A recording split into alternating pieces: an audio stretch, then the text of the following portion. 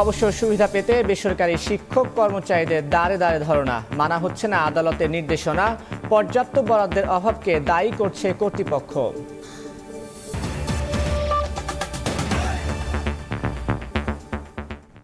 সকালের সময়ের সঙ্গে আছি আমি তানভীর হাসান। বাংলাদেশের অন্তর্বর্তী সরকারের আহ্বানে সাড়া দিল সংযুক্ত আরব আমিরাত। কোটা আন্দোলনের পক্ষে বিক্ষোভ করায় আটক ৫৭ বাংলাদেশির সাজা মওকুফ করেছে দেশটি। তাদের দেশে পাঠানোর নির্দেশ দিয়েছেন দেশটির প্রেসিডেন্ট শেখ মোহাম্মদ বিন জায়েদ আল নাহিয়ান। তাদের দেশে ফেরাতে পররাষ্ট্র মন্ত্রণালয় কাজ করবে বলে জানান প্রধান উপদেষ্টার প্রেস সচিব। এর আগে এসব প্রবাসীদের প্রতি কোনো সহানুভূতি নেই বলে জানিয়েছিলেন শেখ হাসিনা সরকার। অন্তর্বর্তীকালীন সরকার দায়িত্ব গ্রহণের পর বিষয়টি নিয়ে ইউএইর প্রেসিডেন্টের সঙ্গে সরাসরি কথা বলেন প্রধান উপদেষ্টা ডক্টর মোহাম্মদ ইউনূস। এক মাসেরও কম সময়ের মধ্যে এই ৫৭ জনের শাস্তি মওকুফ করলেন আমিরাতের প্রেসিডেন্ট। মঙ্গলবার সরকারকে সিদ্ধান্তটি জানায় আরব আমিরাত। প্রধান উপদেষ্টা ইউএইর প্রেসিডেন্টকে অনুরোধ করেছিলেন তাদেরকে যেন ক্ষমা করে দেওয়া হয়, তো উনি ওনার কথাটা রেখেছেন। এই ৫৭ জন বাংলাদেশিকে দেশে ফেরত আনার বিষয়ে পররাষ্ট্র মন্ত্রণালয় কাজ করবে বলে জানান প্রধান উপদেষ্টার প্রেস সচিব। তাজওয়ার মাহমিদ, সময় সংবাদ, ঢাকা। মুক্তিযোদ্ধার সংখ্যা ও নিজের জন্মদিন নিয়ে ৫ মামলায় খালাস পেলেন বিএনপি চেয়ারপারসন বেগম খালেদা জিয়া। মঙ্গলবার সকালে এ রায় দেন ঢাকার সিএমএম আদালত। বেগম জিয়ার আইনজীবী বলেন, ৪ বছর আগে বাদীর মৃত্যু হলেও হয়রানির জন্য ঝুলিয়ে রাখা হয়েছিল মামলাগুলো। এছাড়া আদালতে সাক্ষী উপস্থিত না হওয়ায় নাইকো দুর্নীতি মামলার শুনানি পিছিয়ে ৮ সেপ্টেম্বর ধার্য করা হয়েছে। বিএনপি চেয়ারপারসন বেগম খালেদা জিয়ার বিরুদ্ধে ৩১টি মামলা হয় শেখ হাসিনার সরকারের সময়ে। মামলাগুলোকে রাজনৈতিক হয়রানিমূলক বলে শুরু থেকেই দাবি করে আসছে দলটি। যদিও দুর্নীতির মামলায় বেগম জিয়া কারাগারে যাওয়ার পর থমকে যায় এ সময় মামলার বিচারিক প্রক্রিয়া। ৫ আগস্ট শেখ হাসিনার সরকারের পতনের পরদিন দুর্নীতির ২ মামলা থেকে মুক্তি দেওয়া হয় বিএনপি নেত্রীকে। এরপর বাকি মামলাগুলো থেকে মুক্তির আইনি প্রক্রিয়া শুরু করে দলটি। এর মধ্যে প্রথম ধাপে মঙ্গলবার মানহানি সংক্রান্ত ৫টি মামলা থেকে খালাস চেয়ে আদালতে আবেদন করেন তার আইনজীবীরা। শুনানি শেষে বিএনপি নেত্রীকে খালাস দেন আদালত। বাদী যারা তারা প্রত্যেকে আওয়ামী লীগের পৃষ্ঠপোষক ছিলেন। বেগম জিয়ার আইনজীবীরা জানান, ৪ বছর আগে মারা গেছেন মামলার বাদী এবি সিদ্দিকী। এরপরও হয়রানির উদ্দেশ্যে ঝুলিয়ে রাখা হয় মামলাগুলো।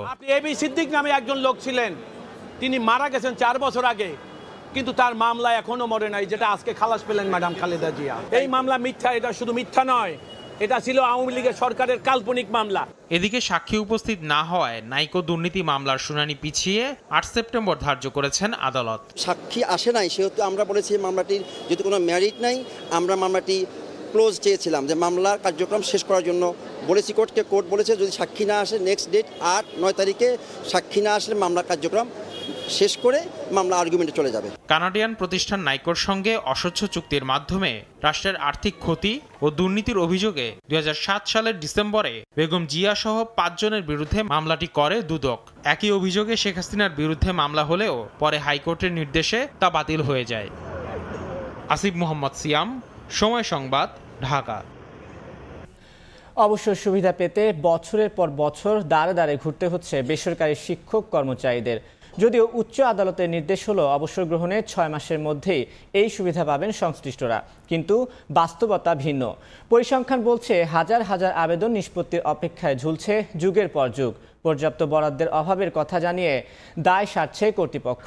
সালাউদ্দিন আল মামুনের ক্যামেরায় মাইমুনা হায়দার চৌধুরী রিপোর্ট। কবিতা রানী চন্দ নরসিংদীর এই সাবেক শিক্ষিকা জীবনের ২৫টি বছর পার করেছেন মানুষ গড়ার কাজে। ২০১৮ সালে অবসর গ্রহণের পর অবসর সুবিধা পেতে অর্ধযুগেরও বেশি সময় ধরে বাধ্য হয়ে ঢাকার পলাশীর ব্যানবেইসে যাওয়া আসা করতে হচ্ছে কবিতাকে। কল্যাণ ট্রাস্টের টাকা পেলেও অবসর সুবিধার টাকা কবে পাবেন সেই প্রশ্নের উত্তর জানেন না তিনি। অথচ নিঃসন্তান এই শিক্ষিকাকে প্রতি মাসে বেতনের ১০ ভাগ সঞ্চয় করতে হয়েছিল নিশ্চিন্ত অবসরের আশায়। আমার ৬ বছর কেন নষ্ট করলো? এতটা কষ্ট করার পরেও আমার থাকা সত্ত্বেও আমি সেই জিনিসগুলা ভোগ করতে পারতেছি না। মানুষের অবসরের পর কতদিন বাঁচে, ন্যায্য টাকা, অথচ আমি আত্মীয় স্বজনের কাছে আমার হাত পাততে হইতেছে। শিক্ষক হাবিবুর রহমানের দশাও একই রকম। টাকার অভাবে গত 8 মাস বন্ধ রয়েছে তার ক্যান্সার আক্রান্ত স্ত্রীর চিকিৎসা। চিটাং থেকে এখানে আসা অনেক কষ্টের ব্যাপার। প্রায় 18-20 লাখ 19 লাখের মতো ঋণ করা হয়েছে। তারপরে এর পিছনে আমার স্ত্রীর তো চিকিৎসা এখন করা সম্ভব হচ্ছে না। আর কত নেব? একজন থেকে নিলে কি আবার নেওয়া যায়? বলতে তো লজ্জা লাগে। কিন্তু কেন এই ভোগান্তি? এসব অভিযোগের বিষয়ে যার জানানোর কথা তিনি 5 আগস্টের পর থেকেই লাপাত্তা। বন্ধ রয়েছে মোবাইল ফোন।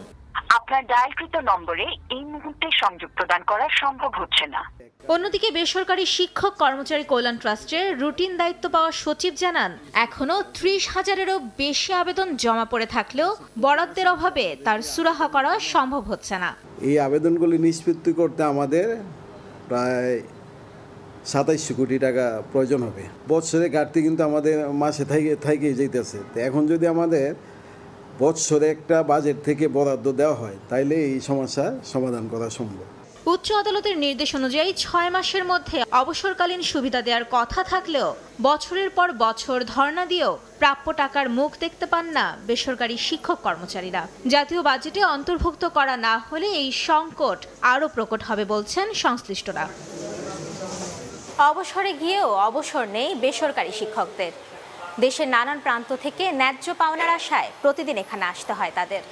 তবে দায়িত্বরতদের অনেকেই দিনের পর দিন অফিসে না আসায় এই সকল অভিযোগের সদুত্তর দেওয়ারও কেউ নেই এখানে। মাইমুনা হায়দার চৌধুরী, সময় সংবাদ, ঢাকা। স্পিকারের পদ নিয়ে চলছে আইনি বিতর্ক। সংবিধান মতে বিলুপ্ত হলেও পরবর্তী সংসদ না বসা পর্যন্ত আগের জনই থাকবেন স্পিকার। শিরিন শারমিন চৌধুরী পদত্যাগ করায় তাহলে এখন কে স্পিকার? এই নিয়ে ভিন্ন ভিন্ন মত দিচ্ছেন আইন বিশেষজ্ঞরা। কেউ বলছেন পদত্যাগপত্র গৃহীত হলেও শিরিন শারমিনই আছেন স্পিকার। আবার কেউ কেউ বলছেন স্পিকার পদত্যাগ করায় বিধান অনুযায়ী ডেপুটি স্পিকার শামসুল হক টুকু এখন স্পিকার। সে জেলে থাকুক আর বাইরেই থাকুক। আমি আইন অনুযায়ী অন্তর্বর্তীকালীন সরকারের 5 আগস্ট দুপুরে পদত্যাগ করে পালিয়ে যান প্রধানমন্ত্রী শেখ হাসিনা। 3 দিন পর 8 আগস্ট ডক্টর মোহাম্মদ ইউনূসকে প্রধান করে গঠিত হয় অন্তর্বর্তী সরকার। এরপর একে একে পদত্যাগে বাধ্য হন প্রধান বিচারপতি সহ 6 বিচারপতি। সবশেষ একই পথে হাঁটেন স্পিকার শিরিন শারমিন চৌধুরী। দেশের ইতিহাসে প্রথমবার কোনো স্পিকার হিসেবে পদত্যাগ করেন শিরিন শারমিন। সোমবার পদত্যাগপত্র গ্রহণ করেন রাষ্ট্রপতি। স্পিকারের পদ ততক্ষণ পর্যন্ত থাকবে যতক্ষণ পর্যন্ত পার্লামেন্ট থাকবে। এখানে যেহেতু পার্লামেন্ট ডিসলভ হয়ে গেছে, সুতরাং অনুচ্ছেদ 74(2) অনুযায়ী পদত্যাগ যেটা আছে সেটা রিডান্ডেন্ট, এর অপ্রয়োজনীয়। কিন্তু তিনি আইনের ফিকশন অনুযায়ী তিনি কন্টিনিউ করবেন এবং পরবর্তী পার্লামেন্ট যখন হবে সেই পার্লামেন্টের প্রথম সেশন তিনি ডিসাইড করবেন। তবে সুপ্রিম কোর্টের আরেক সিনিয়র আইনজীবী এস.এম. শাহজাহান বলছেন, পদত্যাগের পর স্পিকার পদে শিরিন শারমিন আর নেই। ডেপুটি স্পিকার জেলে থাকায় রয়ে গেছে সাংবিধানিক শূন্যতা। স্পিকারের পদ শূন্য হলে ডেপুটি স্পিকার ওই দায়িত্ব পালন করবেন। এটুকু সংবিধানের আপনার আর্টিকেল 74 সাব আর্টিকেল 3-তে বলা আছে। উনি জেলে থাকলে এই বিষয়ে কিছু বলতে পারবো না। কিন্তু উনি কি রিজাইন করেছেন? রিজাইন যদি না করে থাকেন এখন এই ক্ষেত্রে আর আমার কোনো মন্তব্য নাই। তবে সবকিছুর বাইরে প্রশ্ন থেকে যায়, রাষ্ট্রপতি এই মুহূর্তে পদত্যাগ করলে কার কাছে তা জমা দেবেন? আর কেই বা দায়িত্ব নেবেন ভারপ্রাপ্ত রাষ্ট্রপতির? অথবা ভোট হলে নতুন সংসদ সদস্যদের শপথই বা কে পড়াবেন? সাংবিধানিক সেই প্রশ্ন রয়ে গেল। আফজার হোসেন, সময় সংবাদ, ঢাকা। সকালের সময়ে আরও থাকছে, চট্টগ্রাম বন্দরে বহির্নোঙরে বাড়ছে জাহাজ অবস্থানের সময়। সড়কে অচল অবস্থায় ডেলিভারিতে ধীরগতির কারণ, জেটিতে বার্থিং নিতে লাগছে 4-5 দিন, দিনে $20,000 জরিমানা। দিনাজপুর জেলায় সরকারের বোরো ধান চাল সংগ্রহ অভিযান লক্ষ্য পূরণ অর্জিত হয়েছে। 31 আগস্ট পর্যন্ত লক্ষ্যমাত্রার 93% চাল ও 75% ধান সংগৃহীত হয়েছে। মিলারদের দাবি, বর্তমান বাজার মূল্য বেশি হলেও তারা সরকারের ঘরে চাল দিয়েছেন। জেলা খাদ্য কর্মকর্তা বলছেন, গতবারের চেয়ে লক্ষ্যমাত্রা বেশি অর্জিত হয়েছে। গোলাম নবী দুলালের তথ্য, মনজিদ আলম শিমুলের ছবিতে রিপোর্ট। সরকারি গুদামে খাদ্য সংরক্ষণের লক্ষ্যে প্রতি বছরেই কৃষক ও মিলাদদের থেকে ধান চাল সংগ্রহ করা হয়। চলতি বছর 2 দফায় বাড়ানো হয় ধান চাল সংগ্রহের লক্ষ্যমাত্রা। ধান 32 টাকা, সিদ্ধ চাল 45 টাকা নির্ধারণ করে দেয় সরকার। দিনাজপুরে চালের লক্ষ্যমাত্রা ধরা হয় 1,13,000 মেট্রিক টন, যার মধ্যে অর্জিত হয়েছে 1,05,000 মেট্রিক টন, আর ধান 14,951 মেট্রিক টনের মধ্যে অর্জিত হয়েছে 11,310 মেট্রিক টন। কৃষি উপকরণ বৃদ্ধির কারণে ধানের উৎপাদন ব্যয় বেড়েছে জানান কৃষক। আর মিলাদদের দাবি, সরকার নির্ধারিত দামের চেয়ে বেশি দামে ধান কেনায় প্রতি কেজি চালে লোকসান হচ্ছে 1 টাকা পর্যন্ত। আমাদের কীটনাশক কিনতে হচ্ছে, সার কিনতে হচ্ছে, সেচ দিতে হচ্ছে, পানি আকাশের সেরকম সংকট, এভাবে আমরা আবাদ করতেছি, আমাদের লস। বড় ধান আমরা আবাদ করি খুব কম আর কি, সরকারের ঘরে দাম উচিত পাই না, এই জন্য সরকারের কাছে আমরা প্রধান দেই না। প্রতি বছরই যখন এই বরাদ্দ দেয় আমরা আশা করি যে হয়তো একটু লাভবান হব, কিন্তু দেখা যায় যে ওই বরাদ্দ পাওয়ার পরেই চালের বাজারটা এমনভাবে নির্ধারিত হয় যেটাতে আমরা কোনো প্রকারই লাভ আশা করতে পারি না। এবার প্রথম থেকে যেটি সমস্যা ছিল যে চালের যে দাম নির্ধারণ করা হয়েছিল সরকারি পর্যায়ে, সেই তুলনায় ধানের মূল্যটা বাজারে বেশি ছিল, যার জন্য যে সমস্ত মিলার চাল শোধ করছেন তারা সবাই লস করছে। খাদ্য বিভাগ বলছে এবার ধান চাল সংগ্রহের প্রত্যাশিত লক্ষ্যমাত্রা পূরণ হয়েছে। বোরো 2024 সংগ্রহ মৌসুমে দিনাজপুর জেলায় চাল সংগ্রহ লক্ষ্যমাত্রা ছিল 1,13,000 মেট্রিক টন, অর্জন হয়েছে 1,05,000 মেট্রিক টন। এটি লক্ষ্যমাত্রা অনুযায়ী হচ্ছে 93%। সিএসডি এলএসডি মিলিয়ে এই মুহূর্তে আমাদের প্রায় 1,15,000 মেট্রিক টন চাল মজুদ আছে। জেলা খাদ্য বিভাগের তথ্য মতে দিনাজপুরে 25টি এলএসডি ও একটি সিএসডি খাদ্য গুদামে মজুদ রয়েছে 1,15,000 মেট্রিক টন চাল। এবার জেলায় বড় আবাদ হয়েছে 1,74,020 হেক্টর জমিতে। সময় সংবাদ, দিনাজপুর। বন্যা দুর্গত মানুষের ত্রাণ হিসেবে চাহিদা বেড়েছে গুড়ের। এই সুযোগে রাজশাহীর বাঘা চার ঘাটের অসাধু ব্যবসায়ীরা তৈরি করছেন ভেজাল গুড়। ভারত থেকে আনা নিম্নমানের গুড়ের সঙ্গে আটা, রং ও রাসায়নিক মিশিয়ে তা বাজারজাত হচ্ছে। স্থানীয় প্রশাসন বলছে ভেজাল গুড়ের ব্যবসা বন্ধে সচেষ্ট তারা। আব্দুল সালামের ছবিতে শাহিন আলমের রিপোর্ট। সম্প্রতি দেশের বিভিন্ন স্থানে আকস্মিক বন্যার কারণে চাহিদা বাড়তে থাকে শুকনা খাবার গুড়ের, আর তাতেই পাল্লা দিয়ে বাড়ে গুড় আমদানি।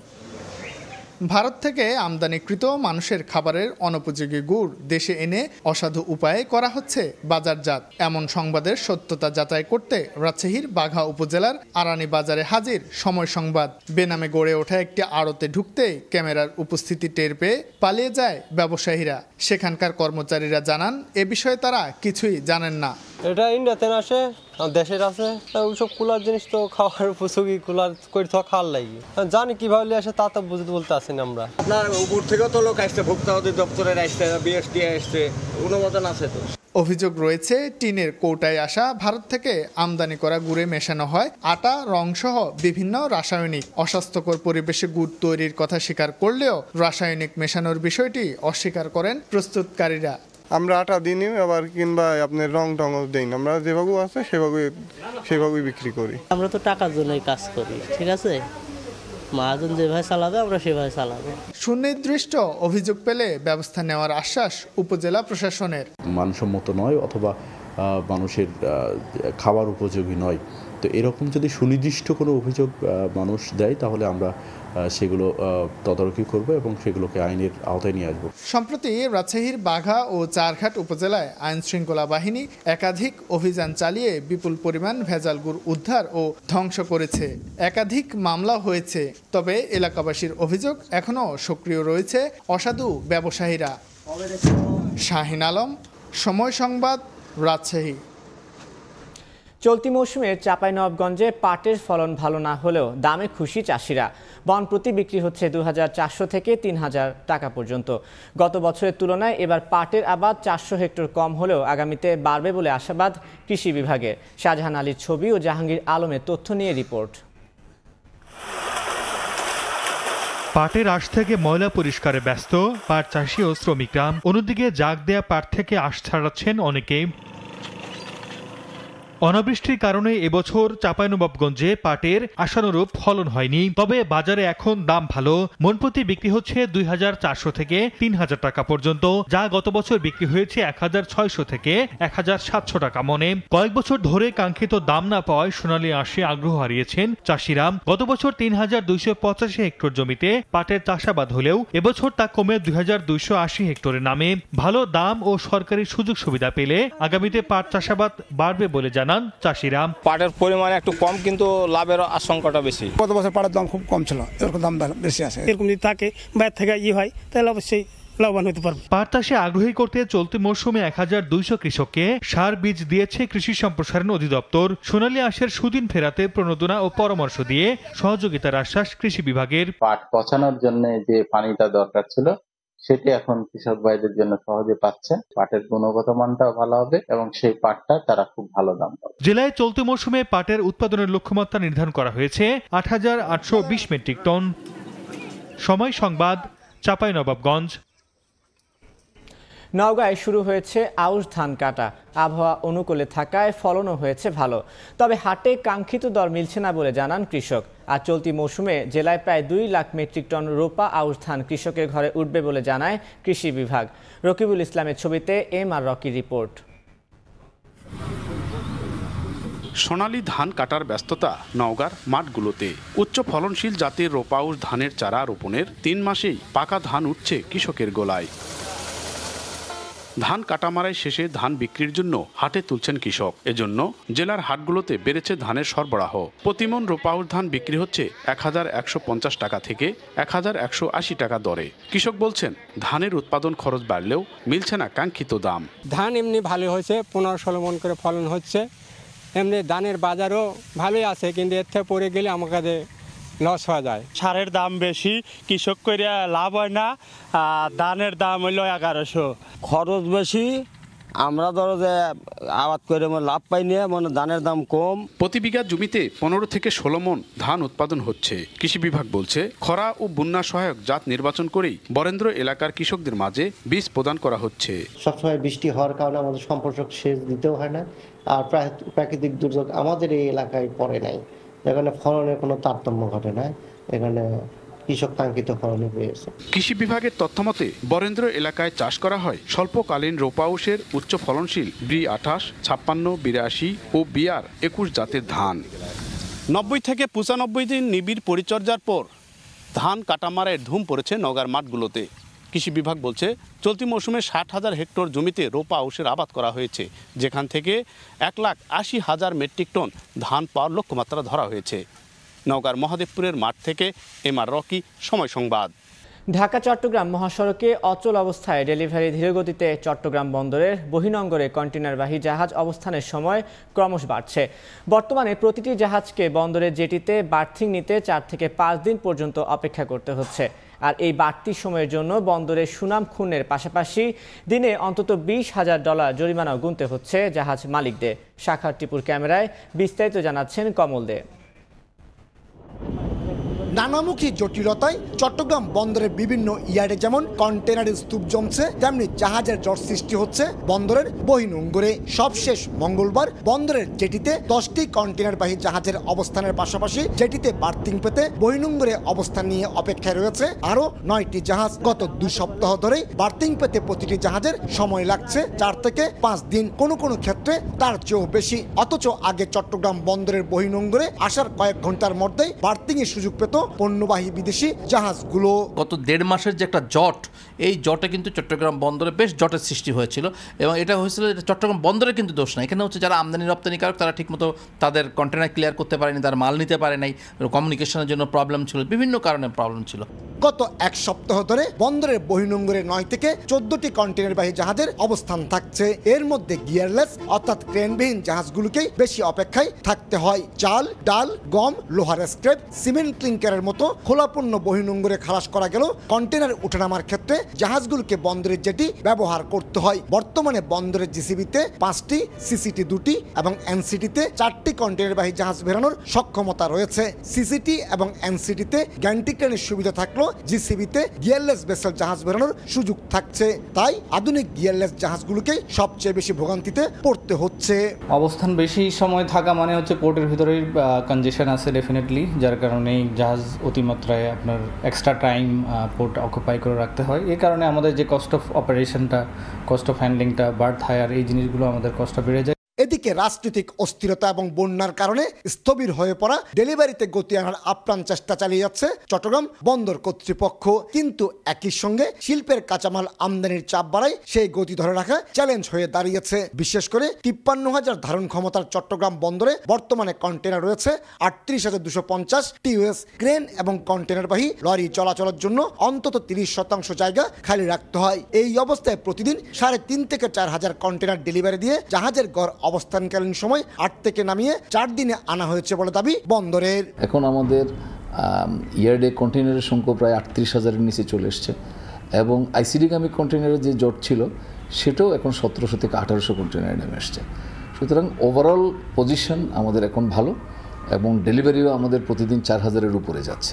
দেশের আমদানি রপ্তানি বাণিজ্যের 93% সম্পন্ন হয় এই বন্দর দিয়েই। গত কিছুদিন আগেও চট্টগ্রাম বন্দরে পণ্যবাহী জাহাজের গড় অবস্থানকালীন সময় ছিল একেবারে শূন্যের কোঠায়। কিন্তু রাজনৈতিক অস্থিরতার পাশাপাশি বন্যায় সেই সময় পৌঁছে দেয় 8 দিনে। আর প্রতিদিন বন্দরে অবস্থানের জন্য জাহাজগুলোকে জরিমানা গুনতে হয় 15 থেকে 20,000 মার্কিন ডলার। বিপুল এই জরিমানার অর্থ একেবারে ভোক্তা পর্যায়ে পড়ে, এমনটি বলছেন বন্দর ব্যবহারকারীরা। চট্টগ্রাম বন্দর থেকে কমল দে, সময় সংবাদ। প্রকল্পের মেয়াদ শেষ হওয়ার 3 মাস পরও শেষ হয়নি বগুড়ার ফতে আলী সেতুর পুনর্নির্মাণ কাজ। বিকল্প না থাকায় সেতুটির পাশে নির্মাণ করা বাঁশের সাঁকোর উপর দিয়ে বাধ্য হয়ে চলাচল করতে হচ্ছে 3 উপজেলার বাসিন্দাদের। অবশ্য আগামী বছরের জানুয়ারির মধ্যে কাজ শেষ করার আশ্বাস সড়ক বিভাগের।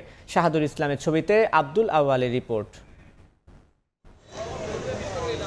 নদীর ওপর নির্মাণাধীন পাকা সেতু, পাশেই বাঁশের সাঁকোর উপর দিয়ে চলাচল করছে শত শত মানুষ।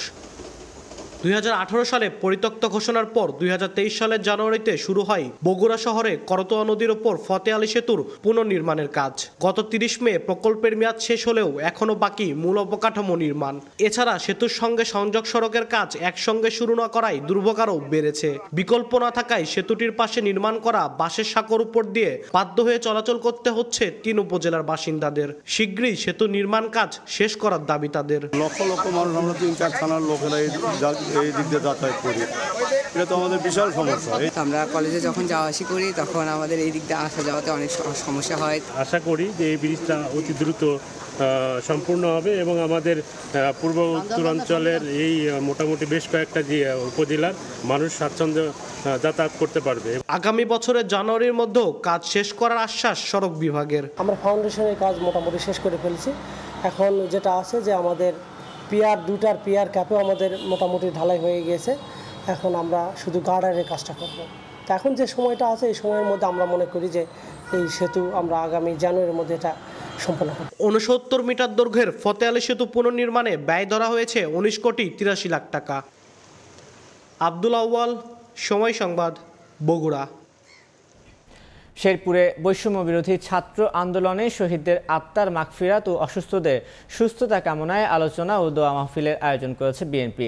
মঙ্গলবার বিকেলে নালিতাবাড়ী উপজেলার রামচন্দ্রকুড়া ইউনিয়ন বিএনপির উদ্যোগে রামচন্দ্রকুড়া উচ্চ বিদ্যালয় মাঠে এটি অনুষ্ঠিত হয়। ইউনিয়ন বিএনপির সভাপতি ফজলুল হক দেলোয়ারের সভাপতিত্বে আলোচনায় নালিতাবাড়ী উপজেলার 12টি ইউনিয়ন বিএনপি সভাপতি ও সাধারণ সম্পাদক উপস্থিত ছিলেন। আলোচনা শেষে আন্দোলনে নিহতদের আত্মার মাগফিরাত এবং আহত ছাত্র ও জনতার সুস্থতা কামনায় দোয়া করা হয়। এবার বিদেশি ভ্রমণকারী ও অস্থায়ী বসবাসে আগ্রহীদের প্রবেশে কড়াকড়ি আরোপ করেছে কানাডা। আগামী বছরের নির্বাচনের আগে অস্থায়ী বাসিন্দাদের সংখ্যা কমানোর চেষ্টা করছেন জাস্টিন ট্রুডো সরকার। এতে কমে যেতে পারে দেশটিতে বসবাসরত অভিবাসীর সংখ্যা, এমনটাই ধারণা সংশ্লিষ্টদের। এদিকে বাসস্থান সংকট ও দ্রব্যমূল্যের ঊর্ধ্বগতির জন্য অভিবাসীদের দায়ী করেছে দেশটির বাসিন্দারা। ভিসা ইস্যু কমানো, বৈধ উপায়ে সীমান্তে পৌঁছানোদের ফিরিয়ে দেওয়ার মাধ্যমে বিদেশি পর্যটক ও অস্থায়ী বাসিন্দাদের প্রবেশের দরজা বন্ধ করে দিচ্ছে কানাডা। অতীতে অভিবাসীদের সাদরে গ্রহণ করলেও বর্তমানের চিত্র একেবারেই ভিন্ন। আগামী বছর সাধারণ নির্বাচন অনুষ্ঠিত হওয়ার কথা রয়েছে কানাডায়। নির্বাচনী প্রতিদ্বন্দ্বিতায় পিছিয়ে রয়েছে দেশটির ক্ষমতাসীন প্রধানমন্ত্রী জাস্টিন ট্রুডো নেতৃত্বাধীন উদারপন্থী সরকার। আর তাই ক্ষমতায় টিকে থাকতে বিদেশি ভ্রমণকারী, অস্থায়ী বাসিন্দা ছাড়াও স্থায়ী অভিবাসীদের সংখ্যা কমানোর চেষ্টা করছে ট্রুডো সরকার। এমনকি দেশটিতে বর্তমান আবাসন সংকট ও বাসা ভাড়া বৃদ্ধির জন্য দায়ী করা হচ্ছে অভিবাসীদের। এক প্রতিবেদনে এ তথ্য জানিয়েছে ব্রিটিশ বার্তা সংস্থা রয়টার্স। প্রতিবেদনে বলা হয়, জুলাই মাসে ৫,৮৫৩ জন বিদেশি দর্শনার্থীকে প্রবেশ করতে দেয়নি কানাডা। এদের মধ্যে ছিলেন ছাত্র, কর্মী ও পর্যটক, যা ২০১৯ সালের জানুয়ারির পর থেকে সর্বোচ্চ। ২০২৪ সালের প্রথম ৭ মাসে প্রতি মাসে গড়ে ৩,৭২৭ জন বিদেশিকে ফিরিয়ে দেওয়া হয়, যা আগের বছরের তুলনায় ২০% বেশি। এছাড়া জুলাই মাসে ২৮৫ জন ভিসাধারীকে অযোগ্য ঘোষণা করা হয়। এর আগে এমন চিত্র দেখা যায় ২০১৯ সালের জানুয়ারিতে। কানাডা বর্ডার সার্ভিসেস এজেন্সির একজন মুখপাত্র জানান, অভিবাসন প্রবণতা বা নীতি পরিবর্তনের কারণে এ ধরনের ঘটনা ঘটতে পারে। এদিকে কম সংখ্যক ভিসা অনুমোদন করছে দেশটির অভিবাসন বিভাগ। মৌসুমী সাথী, সময় সংবাদ। ভুটানের বিপক্ষে ফিফা প্রীতি ম্যাচে বড় ভূমিকা রাখতে চান বাংলাদেশের ফরোয়ার্ডরা। দীর্ঘদিন ধরে গোল খরায় ভুগছেন তারা। ড্রাগনের দেশে চাপমুক্ত থেকে পারফরমেন্স করে সেই শূন্যতা পূরণ করার লক্ষ্য তাদের। গোল কে করেছে সেটা মুখ্য নয়, দলের জয়ই বড় ফুটবলারদের কাছে। ভুটানের থিম্পুতে সকালে গরম তো বিকেলে তীব্র ঠান্ডা ও বৃষ্টি। কঠিন কন্ডিশনের সঙ্গে মানিয়ে নিয়েই চলছে বাংলাদেশের ফিফা প্রীতি ম্যাচের প্রস্তুতি। দীর্ঘ ৩ মাস পর আন্তর্জাতিক ম্যাচ খেলতে নামছে লাল সবুজ। সমুদ্রপৃষ্ঠ থেকে ভুটানের উচ্চতার কারণে ভোগান্তিতে পড়তে হচ্ছে ফুটবলারদের। অনুশীলনে শ্বাসকষ্টে ভুগেছেন জামালরা, তবে সময়ের সঙ্গে সঙ্গে তা কাটিয়ে ওঠার চেষ্টা করছে লাল সবুজ। দীর্ঘদিন পর খেলতে নেমে ফিটনেস ফিরে পাওয়া নিয়েও আছে দুশ্চিন্তা। এর উপর বড় সমস্যা ফরোয়ার্ডদের গোল না পাওয়া। এবছর খেলা ৬ ম্যাচে গোলের দেখা পায়নি বাংলাদেশ। সবশেষ গেল বছর বিশ্বকাপ বাছাইয়ে লেবাননের বিপক্ষে প্রতিপক্ষের জালের দেখা পায় লাল সবুজ। তাই গোল খরা কাটানো বড় চ্যালেঞ্জ ফরোয়ার্ডদের সামনে। সেই কাজটা ঠিকভাবে পালন করে চাংলি মিথাঙে দলকে আনন্দে ভাসাতে চান মুরসালিন। ম্যাচ দুটা যেভাবে উইন হওয়া খুবই ইম্পর্টেন্ট। তো গোল যে করুক, আমি করি বা আরো ডিফেন্ডার করুক, মিডফিল্ডার করুক, উইঙ্গার করুক, আমাদের আলটিমেটলি আমাদের গোল দরকার। তো গোল করার জন্য যা যা করতে হয় কোচ যেভাবে নির্দেশনা দিয়েছে সেভাবে আমরা সবকিছু বাস্তবায়ন করবো ইনশাল্লাহ। তো আলটিমেটলি যেহেতু জিততে হবে, গোল করতে হবে, করাইতে হবে, তো ওইটা চাপ ওইভাবে না নিয়ে চাপ মুক্তভাবে যতটুকু করতে পারবো আশা করতেছি। যদি করতে পারি তাহলে হয়তো ভালো কিছু হবে।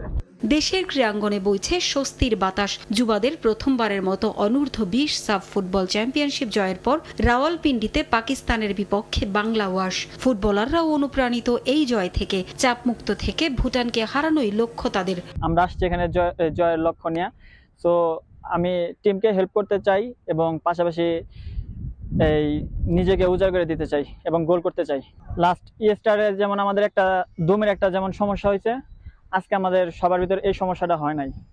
আশা করি যে যেহেতু আমাদের হাতে আরো একটা দিন সময় আছে, আমার মনে হয় যে কালকে যদি আমরা আরো ভালো করে প্র্যাকটিস করতে পারি ইনশাল্লাহ এই আমাদের ভিতরে কেটে যাবে। চাপমুক্ত থেকে সামর্থ্য অনুযায়ী পারফর্ম করতে চান ফাহিম মুরসালিনরা।